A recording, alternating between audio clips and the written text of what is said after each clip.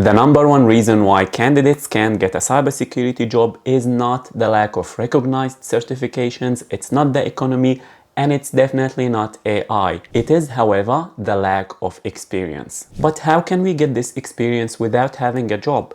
None of us were born with experience. Yet, somehow, hundreds of individuals manage to land their first cybersecurity job every single day. So how do they do it? Well, someone in my Discord server managed to do exactly that. He landed an entry-level remote cybersecurity job with one of the biggest vendors in the world. And he did it without having any IT experience. And I want to show you exactly how he did it. Oh, and by the way, there is a huge discount and giveaway in this video. Trust me, you don't want to miss this one. Now, to hide the identity of the member of my Discord server, let's call him Mike. Honestly, he's been one of my favorite people in the Discord server. He's in his early 20s, he lives in Australia, and he works in hospitality. But he wanted a career change. He wanted to do something different. Now, he looked into cybersecurity, but the problem is he was following the crappy advice online that tell you that you need to cram and do a bunch of random multiple choice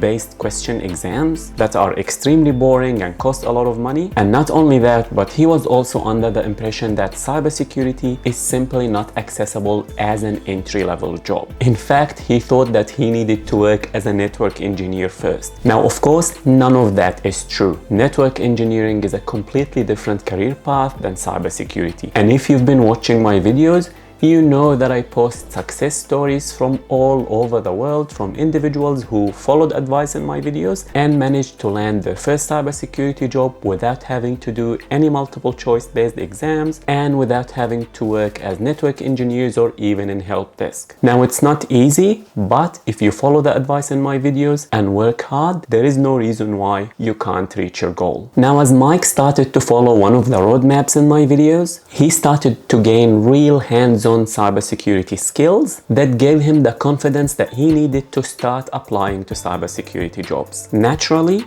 he got some rejections, as we all do, but he also managed to land an interview. And this is where things got really interesting. He posted about it on Discord asking for advice, and I asked him to send me the job description. And as soon as I saw the job description, I immediately recommended that he does the SOC Analyst learning path from LetsDefend. Now, he had 2 weeks before his interview, so he had limited time. Therefore, I told him to take leave from his current job so he can spend all his time doing this training course. Now, I've recommended LetsDefend before in my videos, and as you know by now, I only recommend courses that I've personally did and vetted, that are hands-on, practical, and they have skills relevant to the cybersecurity market. I work in consulting and I help organizations hire cybersecurity professionals, and I interview cybersecurity candidates every single week as part of my job. And I know what the market requires, and trust me, it's not those random boring multiple choice exam stuff that everyone seems to follow. Now, after I sent him that link, I reached out to LetsDefend and asked them if it was okay that I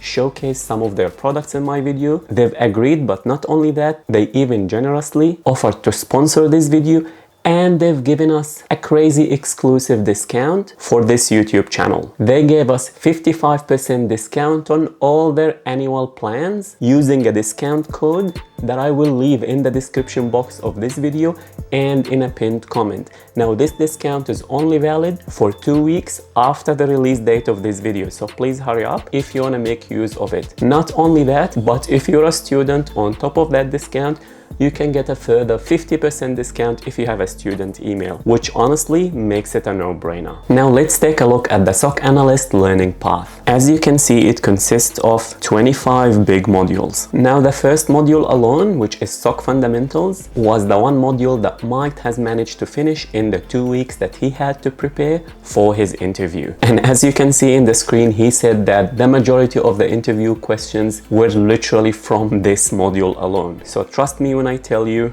that training courses that I recommend are exactly what organizations are looking for in the cybersecurity industry. Now, the SOC fundamentals will take you through what a SOC is, the different types of SOCs, what do we mean by SIEM, log management, EDR, SOAR, threat intelligence, and common mistakes. This is really your introduction to the world of SOC, which, if you're not familiar with it yet, it stands for Security Operations Center. This is the center where we have individuals we refer to as SOC analysts. Sometimes we refer to them as cyber analysts. They detect and analyze cybersecurity attacks and they respond to these attacks. Having a SOC is fundamental to any business that wants to operate because it will give them that visibility and readiness to detect and respond to cyber attacks. Now, as with every single training course that I recommended, LetsDefend is fully practical and hands-on, meaning they have labs that you can practice on. But the great thing about this is also you don't need a really powerful laptop or computer and able to access these labs. Instead, you can simply access them via your web browser, which is really convenient. For example, if we click on Investigate Web Attacks, as you can see, there is a lab environment, so we can simply connect to the lab environment. As the lab is launching, we can read through the description. So this lab will show you how to investigate a web attack, how to conduct a digital forensic and incident response, and there is even a walkthrough. As you can see here, you will get to practice and follow the lab, but then you will need to answer questions based on your work in this lab. On the right hand side, you can see a scoreboard of other students who are doing the same lab as you. Now, just looking at the topics in this SOC analyst learning path, it covers pretty much everything you need to be a SOC analyst. It starts you from the absolute zero all the way to get you to detect, analyze, and respond to cyber attacks. It even teaches you SIEM such as Splunk and other industry tools that you will run into on the job. Now, Mike has been following advice on my videos, and therefore this was not the first hands-on practical training course that he has done, so he was able to jump straight into it. But if you haven't done any training courses before and you have no degree and no technical background whatsoever and you're starting from the absolute zero, then I recommend that you first start with the LetsDefend module called Cybersecurity for Students. This learning path will give you all the fundamental background that you need, starting with network fundamentals, Windows fundamentals, Linux for Blue Team, network protocols, cryptography, malware analysis, traffic analysis with Wireshark, how to investigate with SIEM. It will even take you through the principles of remote work so that it is preparing you for a remote job as a SOC analyst. And it even has a module on how to job hunt, how to look for a cybersecurity job, which is fantastic for a beginner. So I recommend you do that first, then you do the SOC analyst learning path if you haven't done any cybersecurity training before. Honestly, this is perfect for someone who's done something like the Google Cybersecurity Cert or CompTIA Security Plus, or perhaps for someone who's done GRC Mastery and is working in GRC but want to add some technical hands-on skills. This will be a fantastic start for you because it will give you those technical hands-on skills that will enable you to be comfortable when you undertake SOC analyst training courses. But wait, this is training. Remember at the beginning of the video I told you the reason why individuals get rejected is because they don't have experience. So the question is, can we add this training as experience in our resume, or is there something else that we can do that we can add as experience in our resume? Well, what I'm about to show you will solve this problem for you. I found an option within LetsDefend that we can add as an experience that most people don't even know about. But before we do that, let me quickly show you how we can add the LetsDefend SOC Analyst learning path as a training course in our resume. I want you to go to ChatGPT and type add LetsDefend SOC Analyst learning path to my resume in one bullet point and give me 3 options. As you can see, ChatGPT will give you 3 different options on how to add this as a bullet point. Simply copy the one that you like and add it to your resume. In my case, this is the line that I will add to my resume. Now, if you want this resume template, you can download it for free from unixguy.com/free. Now, if we want to add experience to our resume that can prove that we indeed can work in a SOC, we can detect incidents, we can respond to them in a professional environment, then this incredible option in LetsDefend will let you do exactly that. So from the LetsDefend website, just click on practice, and there you will have access to a live SOC environment run by LetsDefend that you can access and practice on. This is designed and run exactly like a real SOC environment, except it is for learning purposes, so you can safely practice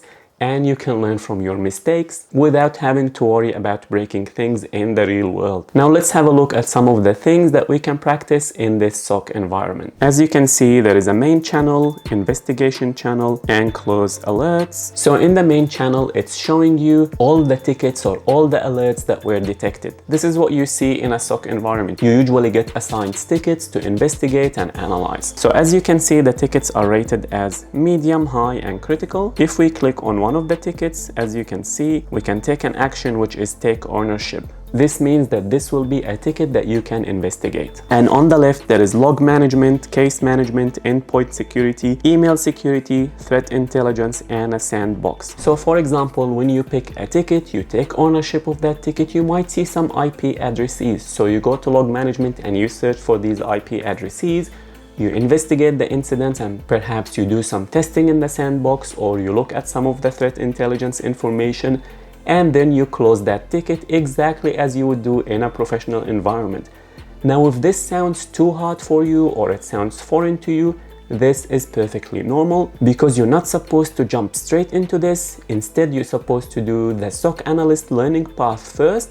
That will teach you those skills and it will give you a chance to practice on labs, but then you can come to the SOC environment and you can practice these things. Honestly, I really wish I had something like this when I was starting, because when I first found myself in a security operations center as a junior analyst, it was nerve-wracking, because you want to investigate things, you want to learn, but at the same time, you're not really sure what you're doing. So we always had to go and ask senior analysts for help and guidance, and sometimes they were too busy and they just simply didn't have time for us. So the fact that you can do this in a lab environment that's similar to the real world will give you the confidence that you need to not only do well in the interview, but also do really well on the job. Now, to add it to our resume, I will use ChatGPT again, just to make life easier, and also to teach you how to use ChatGPT to improve your resume. So I want you to type, add 1 month of practice in LetsDefend SOC monitoring as experience as a bullet point, and give me 3 options. Now, I said 1 month, I'm just making an assumption that you will practice for 1 month using the SOC monitoring lab, but you might decide to spend longer, or maybe you just spend 2 weeks. It's all up to you. I'm just showing you an example. And as we did before,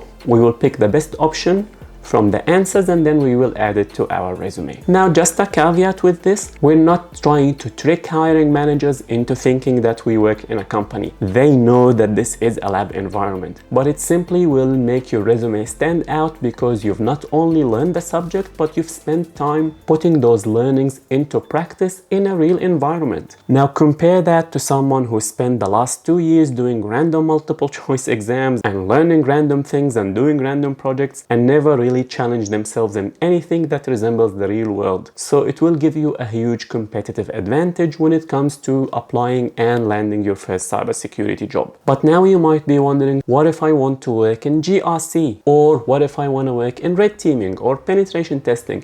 Do I really need to do SOC analyst training? To be honest, the answer is it depends. If you've never worked in cybersecurity before, I always recommend you approach your learning and training from a generalist point of view. Meaning, I want you to acquire a broad set of skills that will qualify you to a large number of jobs, so you can maximize your chances of getting your foot in the door and landing that first cybersecurity job. Because the first job will always be the hardest one to get. Once you get your foot in the door, things get a lot easier, and you can switch your specializations later with ease. Therefore, I always recommend that you acquire SOC analyst skills and GRC skills, and yes, even some basic entry-level penetration testing skills. Combining those will just maximize the number of jobs that you can apply to, but it will also make you really attractive to small to medium-sized businesses, because they tend to hire generalists with a broad set of skills because they want you to do more than one tasks. They don't always have the luxury of having a dedicated SOC team or a dedicated GRC team. They want you to know a little bit of everything, which can be a fantastic learning opportunity. However, if you're someone who's already experienced, perhaps you've been working in red teaming or you've been working in GRC, I still think doing a SOC analyst training is worthwhile because it will just make you more well-rounded as a cybersecurity professional.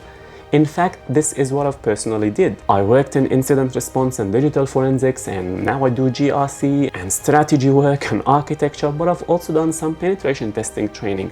All of this knowledge combined made me a real effective leader, and it came really handy in consulting because different companies will have different problems, and just having that hands-on skills will make you a lot more efficient, but it will also give you real confidence because you know your stuff. Now, if you're not sure how to use SOC analyst skills as part of a structured learning plan that will get you to land your first cybersecurity job, then I've got you covered. I've created this video that has a step-by-step plan where you build your skills from zero, including adding SOC analyst skills as part of a comprehensive plan that will get you to land your first cybersecurity job in the cheapest and fastest way possible. Check it out, and I'll see you there.